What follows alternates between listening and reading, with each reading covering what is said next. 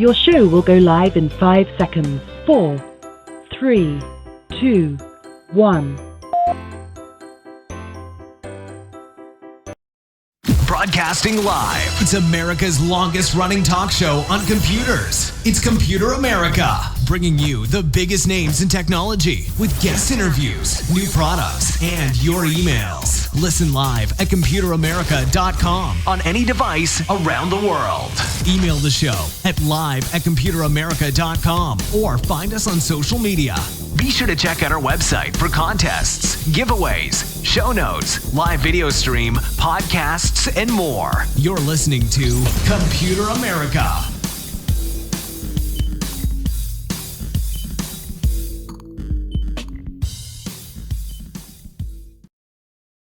Hello and welcome into the Computer America Show. Thank you so much for joining us and welcome into another edition of the program. As we get things kicked off here, I am your host, Ben Crossman, and I hope all of you are having a safe and dry Thursday. I know that a lot of the country has been getting a lot of severe weather, and I hope none of that has been affecting any of our listeners or really anyone out there. But, stay dry, stay safe, everyone, and sit back and relax as we jump into another edition, again, of the Computer America Show. So, I think we're going to mention a few things and then bring on today's guest. And as always, if you are curious as to who's going to be on the day of the show, feel free to head on over to computeramerica.com. Very important and very convenient, as we have links to our guest website, any articles, any videos, any demonstrations that we do, we throw them in the show notes, as well as any articles maybe later on during computer and technology news. That's right, we throw them all in there, available at Computer America. And while you're over on our website, be sure to check out the social media contest. Feel free to enter, every single week until you win and, have a fun time with it. We partner up with Logitech to give away some great prizes. You can see them all over there and you can, see what you just maybe might win. I know last week's winner was indeed Faye, who, if I'm not mistaken, listens to us somewhere in, I think it was like Illinois or something like that. But no, last week Faye, this week a whole new winner. We will be choosing that tomorrow afternoon. So, and the last thing is the live video stream, because not only can you listen to Computer America, you can watch Computer America. And it's just another way to experience the show. We will be demonstrating, let's say, our guest website or videos, demonstrations, things like that. You can see them all happen while we, of course, interview our guest. And with all of that said, I think we're going to just jump right into this. And for everyone out there, you may not have heard the service, but you sure will after now, and you will say, wow, why hasn't anyone told me about this before? And it's a service called key.me. That's right, using the new kind of domains instead of .com, you have .me. And it's a great service. Check it out. And here to talk with us about it, we have Mr. Michael Harbolt, and he is the Vice President of Marketing for KeyMe. And Michael, thank you so much for joining us on the show. Well, thanks for having me, Ben. I really appreciate it. Our pleasure, our pleasure. And like I said, I woefully admit that I'm a little bit new to the service myself. So for everyone out there, if you could give us a quick run through, what exactly is KeyMe? Yeah, I'd be happy to. So KeyMe is a mid-stage startup that's really fundamentally transforming how you manage your keys. We're making sure you never have to worry about finding an open locksmith, getting ripped off by your local car dealership, or getting locked out ever again. And really, we achieve that through two connected products. There's a kiosk, like a red box, that lives in leading retailers across the country, and a mobile app for iOS and Android. So both of those products copy keys, right, from sort of basic house keys to advanced, transponder fob keys. But through our technology, we can also save those keys to the cloud. So you can, once you've done that, you can retrieve your key at any kiosk nationwide, really just by using your fingerprint. So if you ever lose your keys or get locked out, which everyone does at some point, including myself, it's a great way to sort of get back in to your house quickly. So we've raised about $70 million to date. Wow. And it's really poised for explosive growth this year, which is pretty exciting. Yeah, no, and it sounds like we'll be seeing these. Obviously, the kiosk are going to be set up in hardware stores, malls, things like that. Makes perfect sense, and it's great that the idea of having keys made. I mean, it used to be some guy looking very sad who used to work a key grinder, and at your local hardware store, they had them all the time. But do you and the idea of a kiosk? I mean, I recently used one. My mother needed a couple keys made, and she was very hesitant about using a kiosk because she felt that they weren't going to be accurate, or they weren't going to be able to cut the key, to the right length, and there would be no one to answer for it. How accurate would you say your Sure. kiosks are when it comes to replicating keys? Yeah, it's a great question. So typical locksmith hardware store, the guy behind the grinder that you mentioned, Mm-hmm. has an error rate of between 15 and 20%. And that's obviously quite high. Our error rate is closer to 3%. And that's really sort of a reflection of the technology that we put in place and the process that we use, which is fundamentally different from that sort of old school key grinding. Right. No, and like you mentioned, you gave a few very good examples about being locked out or just needing a spare key. But consumers, I mean, the kiosk makes pretty good sense, as to why you would want a second key. I think everyone wants a spare at some point. But let's talk a little bit about the app and the idea of storing your key in the cloud and that kind of thing. Why would consumers use a service like KeyMe, with all this newfangled technology? Yeah, it's a great question. So we do have these two connected platforms, so that kiosk can replicate the vast majority of home, office, and mailbox keys right on the spot. The app is a great sort of. Oh, I'm sorry, we have a bit of Oh, feedback. so The sorry app about is that. a Yeah. great complementary tool. Right. Yeah, so you may not be near a kiosk, but the app presents an opportunity, regardless of where you are, to take advantage of our technology and really save all your keys to the cloud. If you do happen to lose your key, or if you simply want to share your key with friends or family or a roommate, you can actually use the app to share that key using via SMS or by email, and your friends can go right to the kiosk and print it off. So it's really making the key exchange process just a lot easier. The app also enables you to mail order keys, so in a variety of styles. So if you've ever been sort of dying to have a Boston Red Sox key, for instance, you can sort of trade in your boring brass keys for something a bit more unique. Right, yeah, and again, if you go over to key.me, you can see everything that we're talking about.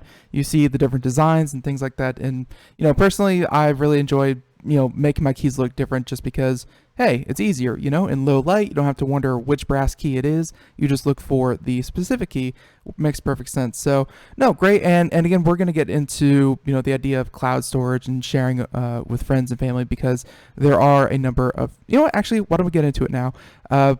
There's a whole nother Sure. realm of security. I mean, keys, they are meant to keep things locked and secured. So obviously that data, the picture, the blueprint of the key essentially is protecting something that someone really cares about, be it their home, their garage, or what have you, or their car. You really want to keep that safe. So what kind of backend has KeyMe built up to make sure that only the people who own the key are the ones who have access to your key? Yeah, it's a great question. KeyMe at its core is a security company, and sort of unlike a lot of other retailers out there who really look to collect as much information from you as possible, we take the opposite approach. So we are never storing any information that could connect your key with your lock, and we do that deliberately. So the only information that's being stored locally for us is the digital code that corresponds with your key, Mm-hmm. and a numeric equivalent for your user ID. Compare that to sort of the traditional locksmiths, right, who are completely off the books. cash you can purchase a key with cash and sort of walk out the door, and there's really just no accountability. And we set out to change that. So our kiosk requires a credit card to purchase a key. It uses biometrics, so fingerprint, to secure those keys and make sure that you and only you can access those keys. And just like an ATM, every transaction is being recorded for security purposes. So, all of that creates a really comprehensive data trail that, if anyone were to sort of misuse our platform, we could very easily identify them and work with local law enforcement to make sure that, they were prosecuted. Right. No, it sounds like you have it covered. I mean, even when you get to the point where obviously they would have to use a KeyMe kiosk to use the KeyMe, cloud copy of your key, then like you said, you would be recorded, and sounds, very, very secure. And again, compare that to someone in person, it's like you said, cash transaction, no accountability, makes perfect sense. So, we've been talking about just basic house keys and lock keys, but you mentioned a couple of others, including car fobs and things like that. What kind of keys is KeyMe specializing in? Yeah, so we copy the vast majority of home, office, and mailbox keys, and we do that right on the spot at our kiosk. We can also copy those high security keys from Medico and Multilock, which, unlike your traditional sort of house key, those are sort of cut in such a way as to add an additional layer of protection. The challenge there is really finding a locksmith who, is able to copy those keys, and we do all of those. But what's really exciting and really unique to us is that we can support a huge variety of vehicle keys. So, car keys, including transponder keys, and more recently, fob keys, but also alternative vehicles from, snowmobiles to jet skis, and really everything in between. And, historically, it's been a real challenge to find one place that can copy all of those keys. And that can be done, both at our kiosk and using our mobile app. Right, and let's get a little bit more into car fob keys, because I've had a car that's had a very specialized fob. It was not something that certainly not something you could just take a picture of and that would be the end of it. Do you make those as well? Is that only available through your kiosk? How do you handle car fob keys? Yeah, it's a great question. So fob keys and even sort of the regular transponder keys from model years 2000 and up, you have to go to the kiosk, and there's a reason for that. So all of those keys have transponder chips in them, and so our kiosk is able to read that transponder chip and then scan the blade, and then that information goes back to our headquarters, where we cut that key, program that transponder or that fob, and send it off free shipping, and gets you in 2 days. And we ship that same day that you order. How was the cost comparison? Because obviously you can go to the dealer, and as everyone knows, when you go to the dealer, you are paying dealer, like there's literally a thing called dealer prices. It's very expensive. So how's the cost? Yeah, so you're absolutely right. Dealerships rip you off. So no key should ever cost $300. It's absolutely ridiculous. So we copy car keys starting at $69.99 and going up to $90. So a fraction of the cost of what your typical car dealership would attempt to charge you. And it's the same key. Right. Right. No, same key. It's going to work just the same way, and it sounds like you can always send it back if it doesn't for any reason. I mean, KeyMe it sounds like it's more than just an app. I mean, it sounds like you have a location where you can, make these fob keys, and you have the kiosk everywhere.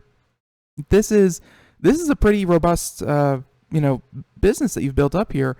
And it kind of begs the question, why did you feel that this was the right time to, disrupt this market? Because, there's a way around everything that you're doing, but to have it in one centralized location, to have it through one company, definitely seems beneficial. But why was KeyMe founded to kind of break up, as you have here, the locksmith industry? Yes. So the locksmith industry really hasn't changed all that much in the last 100 years, right? And it's characterized by poor customer experiences, price gouging, like we already talked about, and in some cases, out and out fraud, right? And it's really why our CEO, Greg Marsh, founded the company in the first place. He was at Columbia University getting his MBA. He and his fiance lived out in Brooklyn. She kept on getting locked out of our apartment, and he was bringing in an emergency locksmith, multiple times. And in New York, especially, it gets very expensive to do that. And really, as he went through that for the third time, he really said to himself, there had to be a better way. And, he teamed up with our CTO and our CIO and really prototyped the first kiosk at Columbia. And that's really sort of the genesis for the story itself. So, there are certainly some good players in the locksmith space. So I don't want to sort of mischaracterize them. Right. But there's also just a lot of, fraudulent emergency locksmiths out there that, are going to charge you a fortune to get you back into your home. We charge $10 to print a key from the cloud in a situation where you're locked out. So several $100s versus that $10 and the ability to really sort of own that process yourself and not be reliant on some sketchy guy in a van to let you back into your house. Right, and I've seen my friends struggle with the same decision: either pay $100 for someone to come out and get them back in their house, or pay a handyman $30 to replace the glass next to their door, and they could just smash it and get in that way. And I feel like no one should ever have to make that decision, for sure. So, something else that we talk about here on the show often. Obviously, there are a lot of security risks that we find every day about it, but it's this idea of, a lot of traditional lock manufacturers are getting into the space. Smart locks, the idea that you can unlock your door with your phone, with your smartphone, or in some kind of way. How do you feel about that? I mean, obviously, KeyMe is going to have to adapt with the industry. Do you feel that, obviously, again, you guys are really starting to ramp up growth and that kind of thing, but do you see this as something that you're going to have to expand into, or do you see keys as we've known them stick around for, a number of years? Yeah, so I think the smart lock space is really cool and interesting, and we love, seeing how that technology is evolving. From a market share standpoint, it's still, incredibly small. So were it to, grow, dramatically, and it likely will, it's still going to be a small percentage of the locks out there. So, we're pretty comfortable that these sort of physical keys are going to be here for quite some time.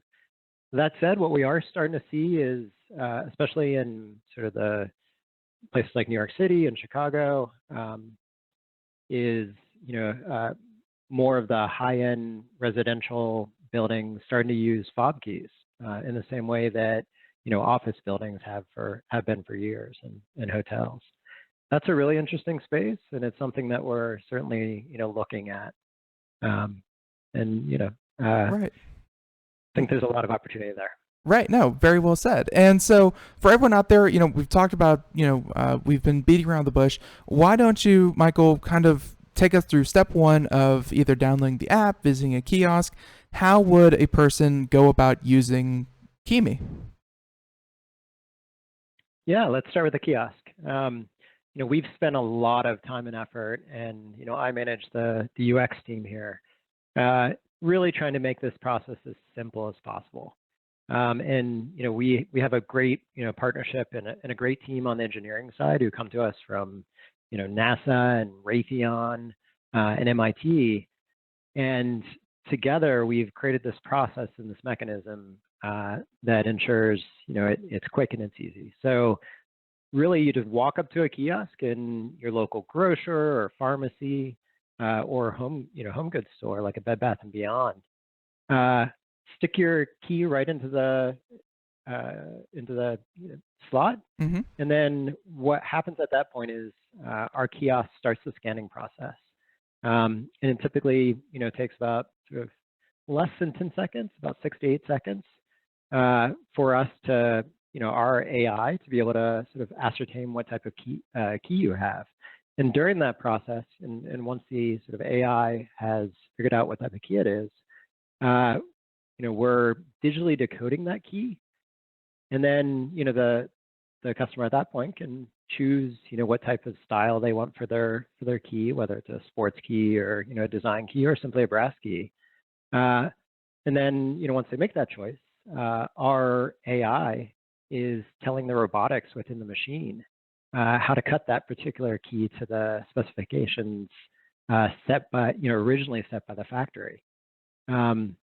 So for the user, it's very seamless. They stick their key in, it scans it quickly, they get the option to choose a style, and they pay. And about 30 seconds later, their key comes out. So pretty simple on the consumer side, but on the back end, there's a lot of really cool technology that's coming into play to be able to sort of understand what type of key you have, and then have the robotics cut it to those very specific specifications. Right, and I'm sure having I'm sure the gentleman from NASA or the person you have from NASA is not the only person working on this, but obviously when you work with aerospace and those kind of minute specifications, it has to be within 1 micrometer of whatever it has to be. Keys. This sounds like a lot of work on the back end, but that's what we like. We like a lot of work on the back end and easy, simple, clean on the front end, for the consumer to use. So the kiosk, it sounds like it's going, and by the way, is it like a touchscreen that kind of tells you what to do, or, and also can you? Yeah, that's exactly right. Oh, perfect. And also, obviously because you are decoding the key, as you called it, and you are saving the key, is it possible to kind of upload from the kiosk to your smartphone app or something like that? Like, is there any kind of interplay between the app and the kiosk? Yeah, absolutely. So we really built the two products with the mindset of really being agnostic about what platform our customers are using. So if you can save your key at the kiosk, and if you have a mobile account, an app account, it'll automatically appear on the app account. It's one shared digital keychain, regardless of the platform that's accessing it, and of course, vice versa, right? So if you scan your keys into the mobile app, get locked out, you can go right to the kiosk, put your fingerprint down, and access that key and print it off and get back into your apartment. Very, yeah, very, very sleek. And we have another question for a little bit later, but might as well bring it up now. But this idea that you can share keys. I know sometimes I've been on vacation and I had family members that had to get into my apartment, and I can't exactly mail them the key, or I could, but I don't want to. Mail them a key, which would take however long. But could you share keys? Can you send keys virtually, any kind of way? Yeah, you can share keys either at the kiosk, or it's typically more convenient to share it using the mobile app. So there you're just selecting the key from your digital keychain, and you can share it either by SMS or by email. And really what you're doing is sharing access to that particular key. And then the person you're sharing with creates an account, and using the information that that you shared, and then that key just appears right on their keychain. So it's a pretty simple process. What we've seen is pretty interesting. So we have a number of testimonials of customers, especially one that sort of jumps out to me is this guy. One of our customers was on his way to a wedding out in New Jersey, and he was still in Manhattan. He gets a call from the bride, who had left her wedding dress in her apartment, and obviously a big deal at the time. And so she had her key saved on the platform already. She shared it with him. He went to a kiosk around the corner from her apartment, got in, got the dress, made it to the wedding in time, and really saved the wedding. And there's a ton of stories just like that. And that's think it's a great functionality to have, and especially in those type of situations. And it's one of our most popular features. Yeah, no, I can certainly see a lot of value to it, and it's certainly something new, and we definitely like new. Very, very convenient. But yeah, what do we get into? You mentioned right around the corner in that one testimonial. I feel like this is going to be, either successful or not successful. Again, I hope it is, but it's really going to hinge on the fact that are people going to be able to find a kiosk near them? Because, you can scan your keys all day long, you can share them, but if there isn't, a KeyMe kiosk near you, it won't really make that much of a difference. So, where are people going to be able to find these, and are you going to have a lot of them? We're definitely going to have a lot of them. So we have about 550 kiosks across the country right now. But a big part of the fundraising that we've done recently is going to sort of blowing out that footprint.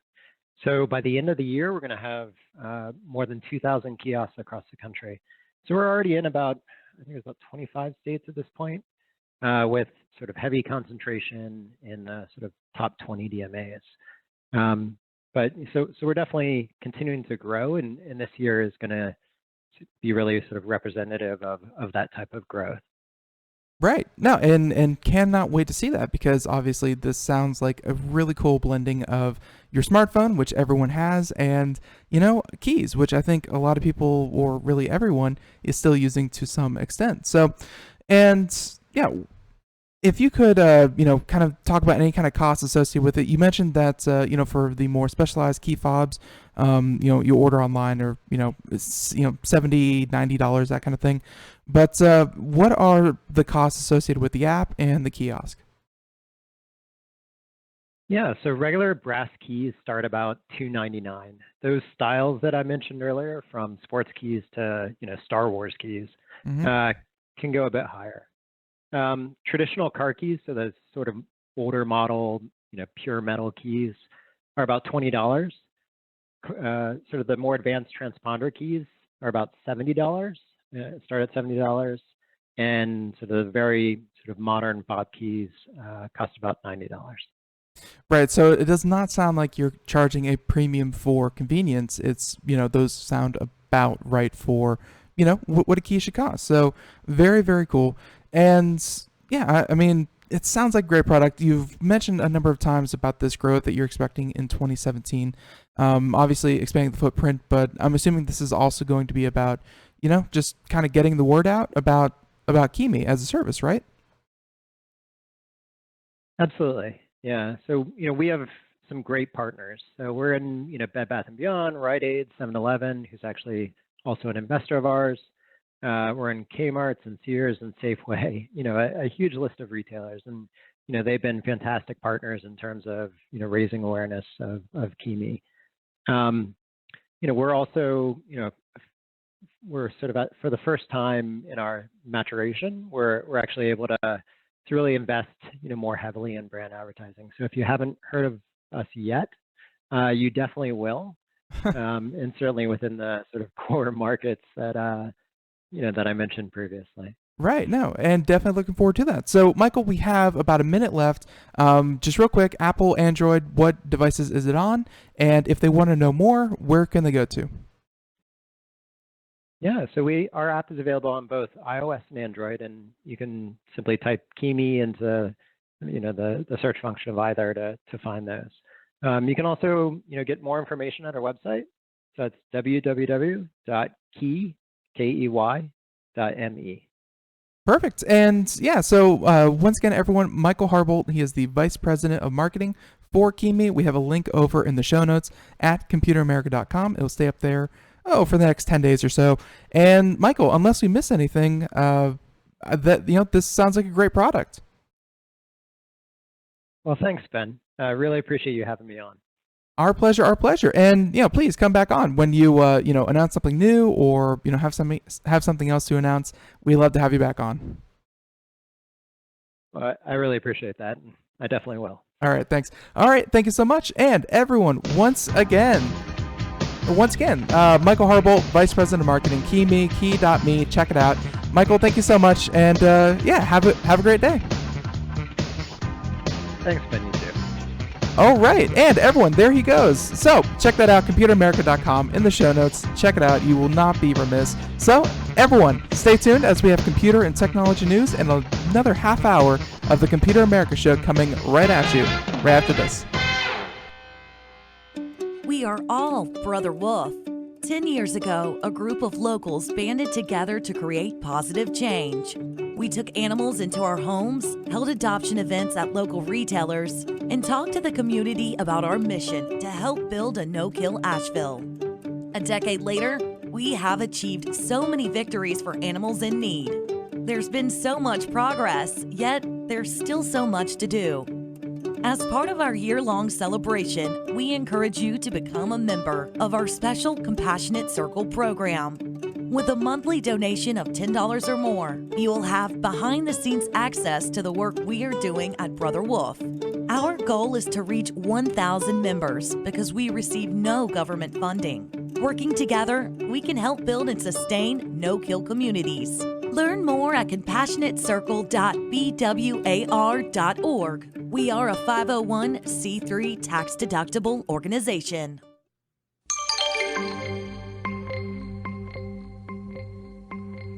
Welcome back into the Computer America Show. I hope all of you are, very happy with the interview we just did. If you are just joining us for any reason, that's right, Key.me just had them on, just had Michael on with us talking about their product and everything that has to go along with it. It's, if you ever lose your key, lost your key, or just want to save your key, this sounds like it might be the product for you. And again, if you missed any of that, feel free to head on over to computeramerica.com and check out the show notes where we have the audio, the video, and of course, podcast section if you want to listen to that or any other show that we do here on Computer America. So, in the meantime, we have computer and technology news, and this is a segment, for anyone who has never taken a part of it, this is where we go out and find the best news stories, the biggest news stories of the day, and, hey, we tell you about them. And it's, usually about new products, policy, or things of that nature, in some way, technology that we feel you should definitely know about, and happenings that we feel you should know about. And, of course, we include links in the show notes. Make that very easy for you. So if you're driving, if you're walking, if you're exercising, if you're doing whatever it is you do, hey, you can head on over there and check it out.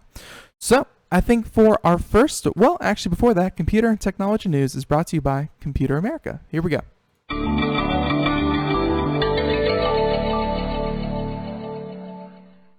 All right, so our first story that we're going to do, and as soon as I pull it up here, but I think we all know them. They are, it's a sign of the times, and it's a passing fancy.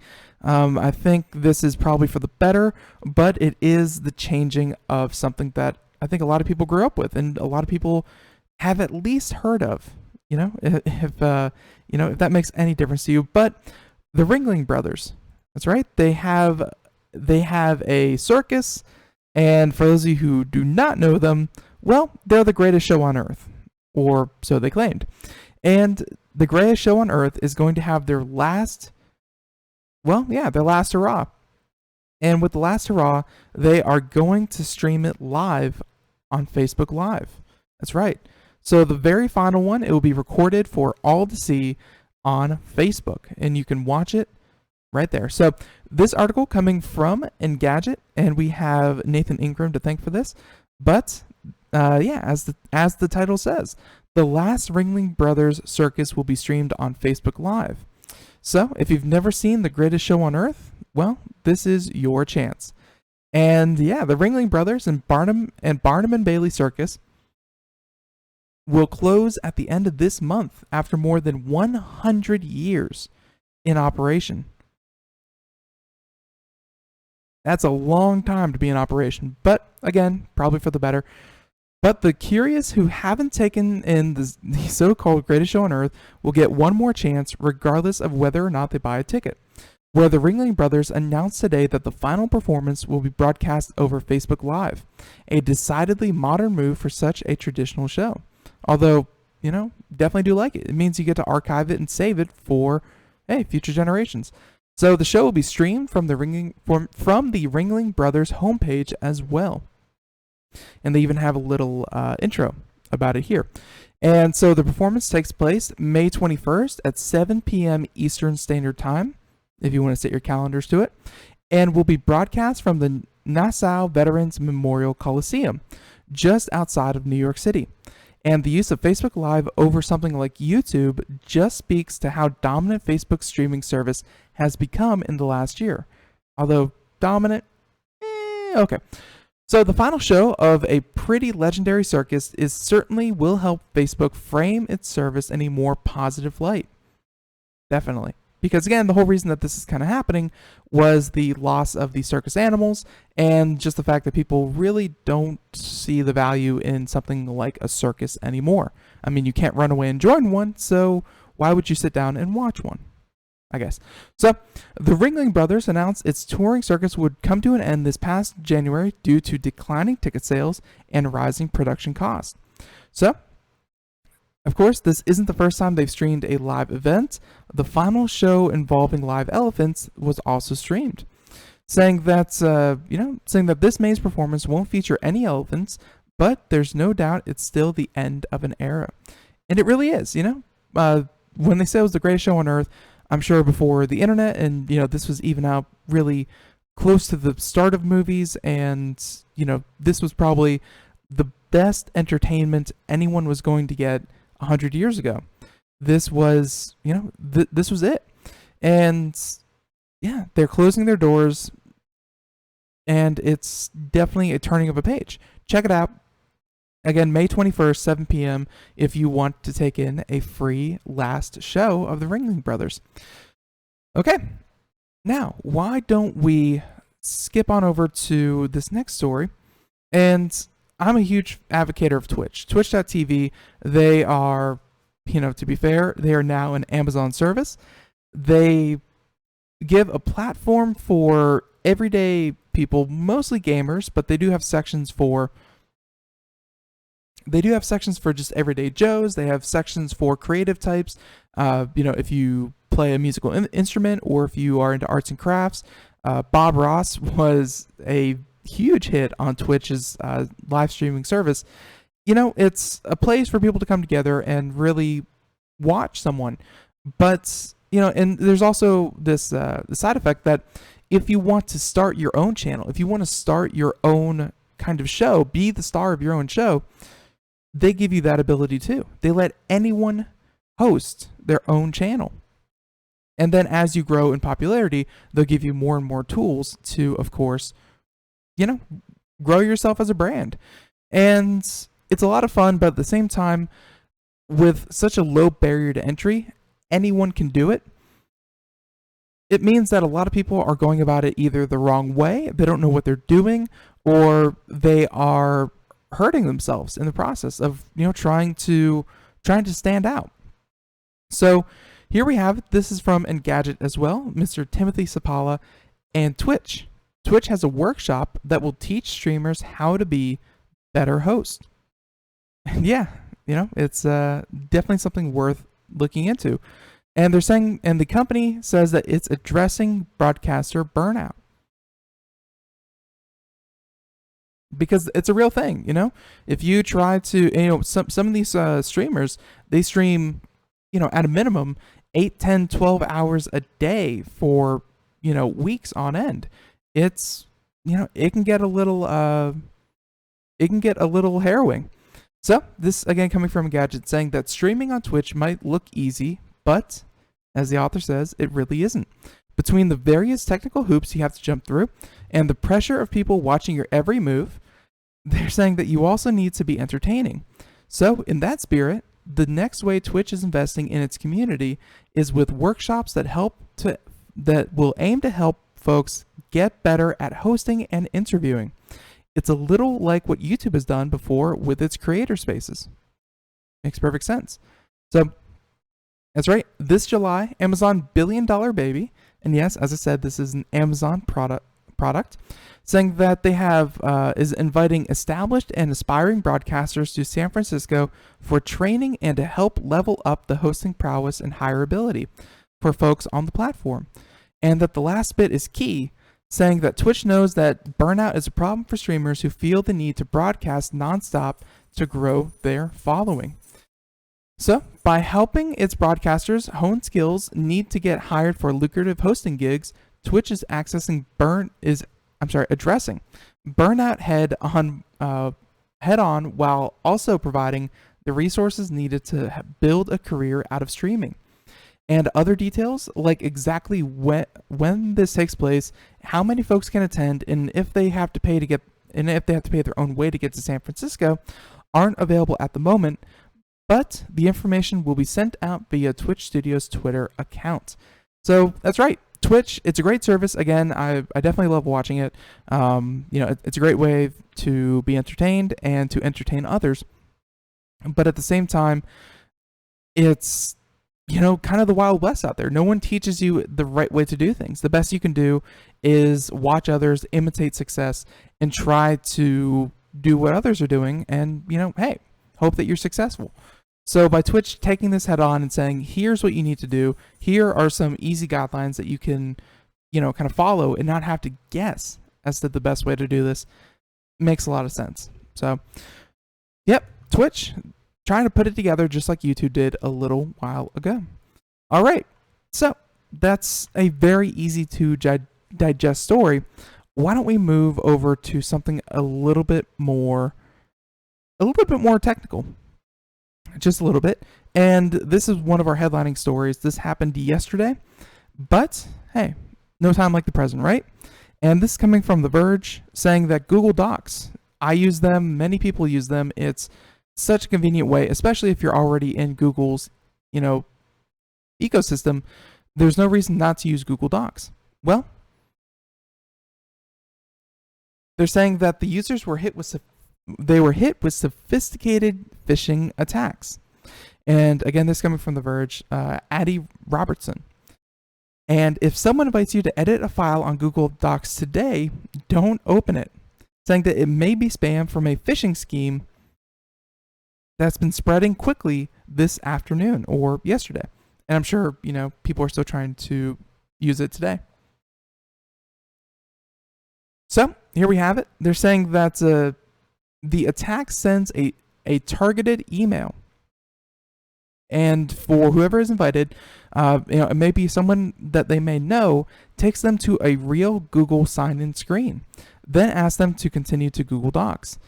But this grants permission to a malicious third-party web app that's simply named Google Docs, which give phishers access to your email and address book.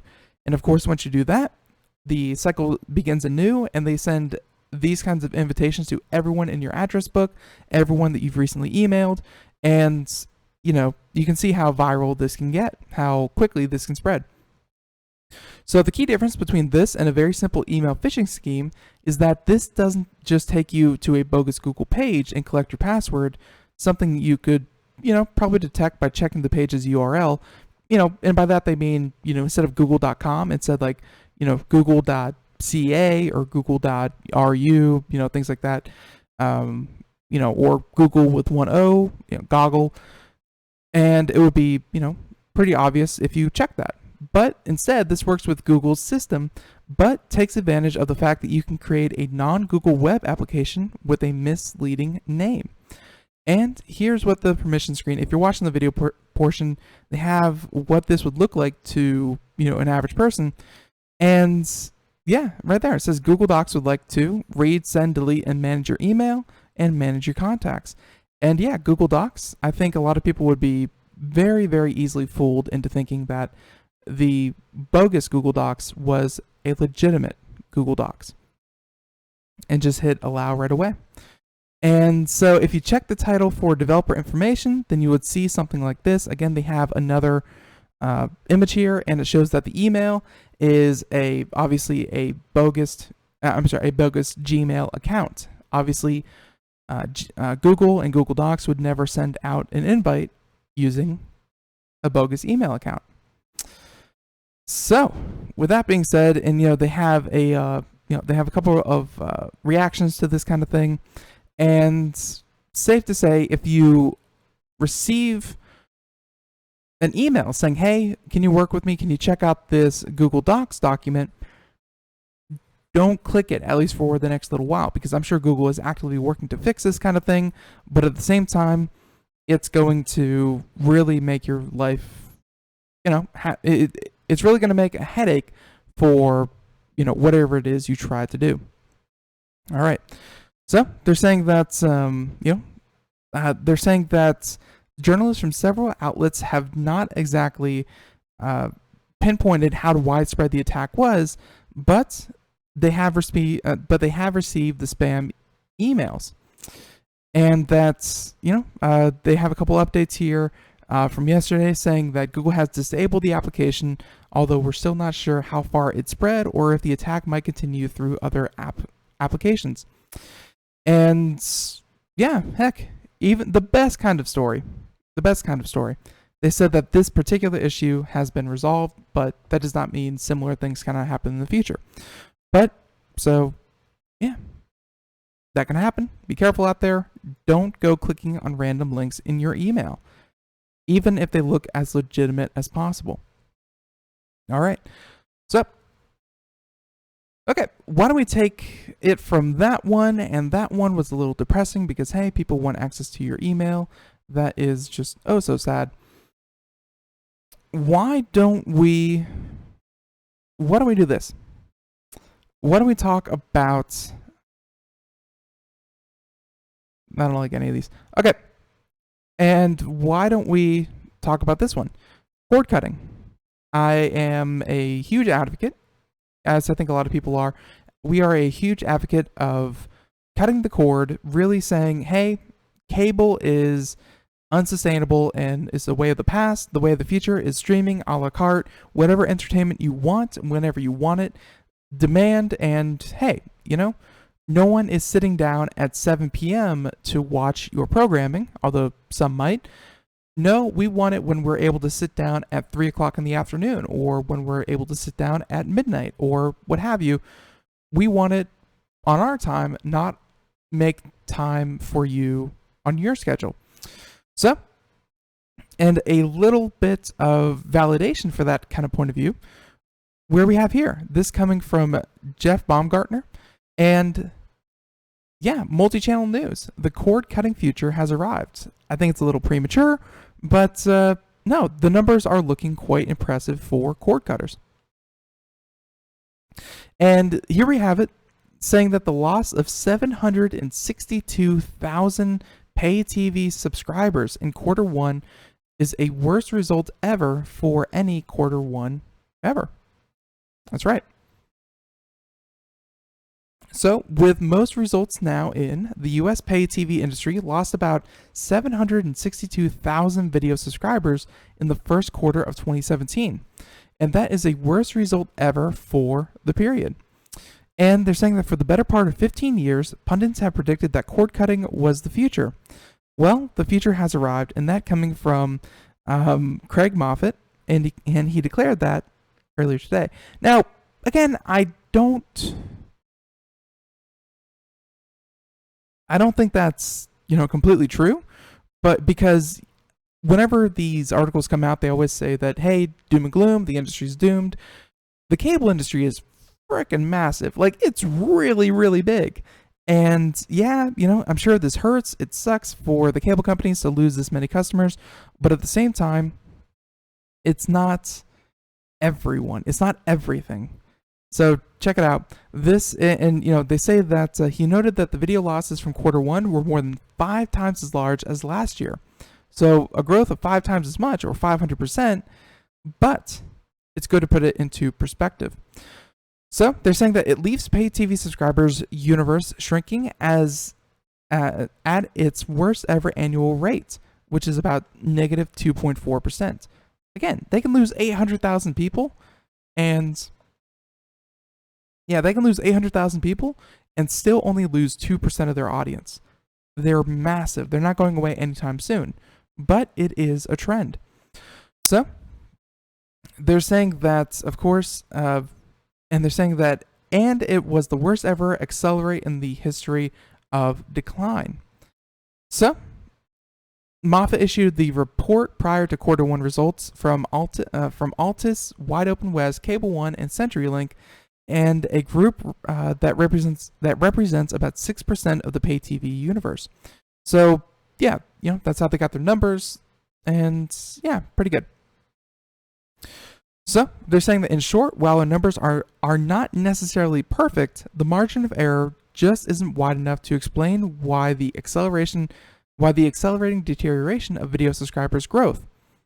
As in he's saying, yeah, our numbers might be bad, but they definitely point to an obvious decline.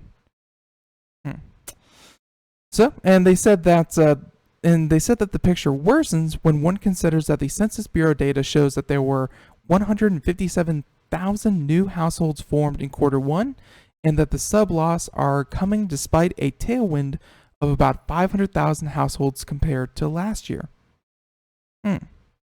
So what they're saying there is that, a lot more households were established, a lot of new homes were built, a lot of new people moved in, and with, so many new houses built recently, you would think that the cable numbers would go up because people are getting new houses and they have to have cable installed.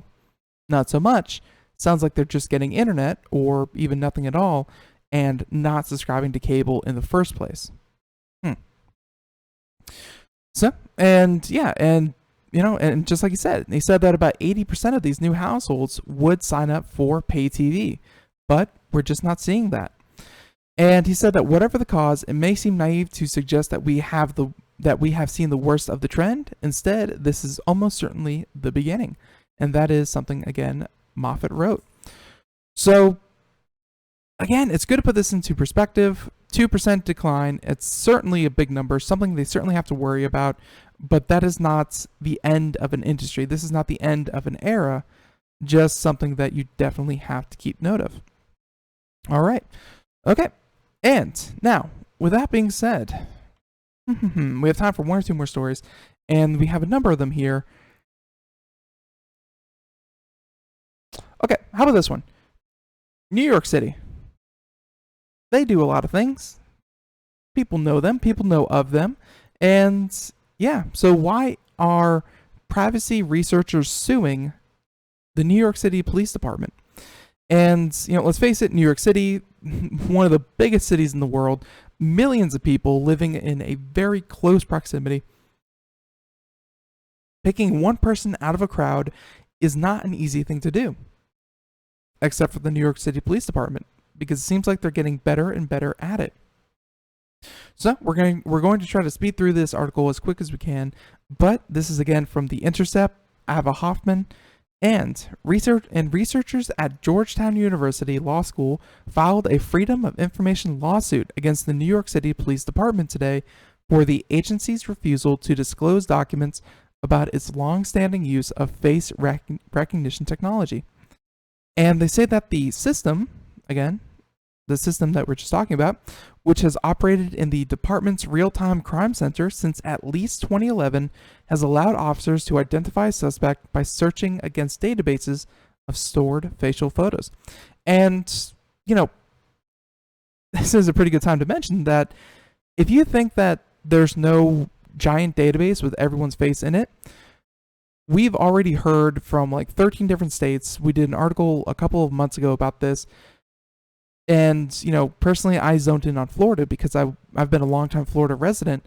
And yeah, one out of every two people in Florida has their face in a database somewhere, ready to be compared against mugshots and, traffic cams or what have you. If you have taken a driver's license photo in Florida in the past, 10 years or so, you are in that database. These law enforcement agencies are building up these massive databases full of biometric data, full of face scans. Like, I know this sounds like some kind of weird futuristic or even conspiracy theorist kind of thing, but as someone who follows technology on the regular, as someone who really pays attention to this stuff, it's happening. It's technology is being used to advance so many ways of life that for it to be used to advance law enforcement is just a no-brainer. So, yep, these giant facial databases are certainly a thing.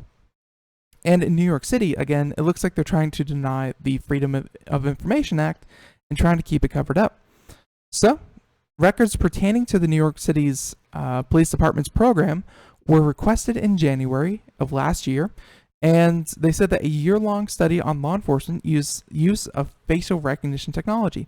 And after receiving public records from more than 90 agencies across the country, the study found that 1 in every 2 adults enrolled in a criminal face recognition network, and that few agencies have instituted meaningful protections to prevent the misuse of the technology. So again, like I just said, this coming directly from Georgetown's Law Center on Privacy and Technology, 1 out of every 2 American adults is enrolled in a criminal facial recognition network.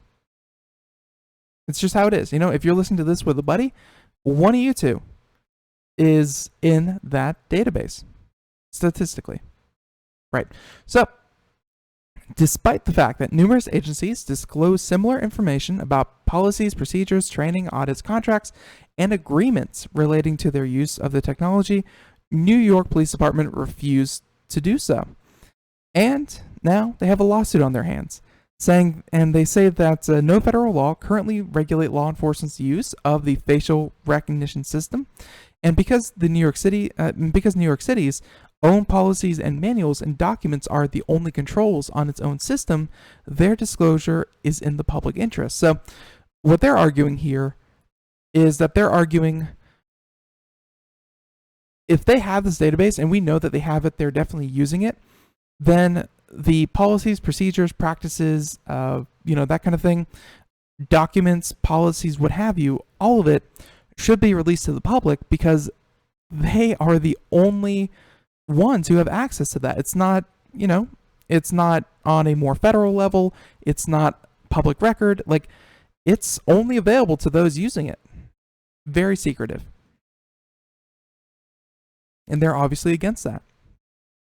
So, they say that the secrecy of the police department is especially concerning given the fact that the department is currently in the process of expanding its face recognition program, saying that in October, the governor of New York announced plans to use facial recognition technology to identify up to 80,000 drivers traveling in and out of New York daily, saying that at structurally sensitive points on bridges and tunnels, advanced cameras and sensors will be installed to read license plates and test emerging facial recognition software and equipment.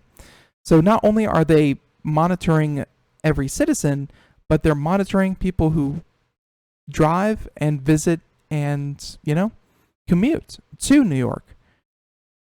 Very, very concerning. So while experts like, again, Georgetown University concede that the technology can greatly benefit police investigations, they are concerned that New York's latest expansion is being rolled out, like the rest of the department's face recognition system, without oversight, accuracy testing, or public debate. And the NYPD, according to the article, did not respond for comment. So there you have it. If you were hoping that we were not in some kind of weird dystopian future, well, hey, we're already there. Good to know. And yeah, it's, again, Georgetown University is simply looking for some kind of oversight over something that could drastically change how we live in a society. So I think that's just about it for Computer 90 America. seconds. Sorry about that. So, yep, that's just about it for Computer America. Thank you so much for tuning in. If you missed any part of the show, be sure to check out, once again, key.me or KeyMe. We have a link in the show notes over at computeramerica.com. Tomorrow, we have on, let me make sure I get this right. Tomorrow on the show, we have on Revu Worldwide. That's right. And Revu, I have heard of them. I want to say Revu makes motorcycle helmets. 60 and seconds. I'm absolutely right. Yeah, they make motorcycle helmets. They have, a lot of advanced technology in them. And, if you are a motorcyclist, this is going to be something that you definitely want to keep an eye on because, hey, safety is of course the number one priority, and they make some very high-tech ones. So check it out tomorrow, revu.com. And in the meantime, everyone, have a great day. Thank you so much for tuning in. And again, catch you tomorrow with a Facebook winner of the week. brought to you by Logitech. So everyone, have a great day. See you then. Bye-bye, everyone.